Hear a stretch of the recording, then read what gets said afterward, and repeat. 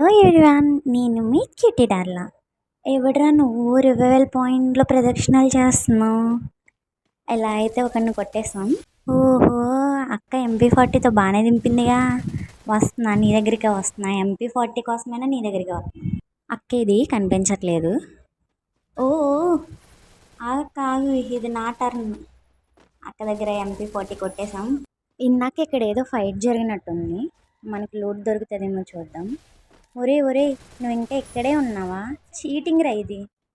ఒరే ఏంట్రా కప్ప పిల్లలా ఎగురుకుంటూ వస్తున్నావు? ఓకే పడ్డాడు.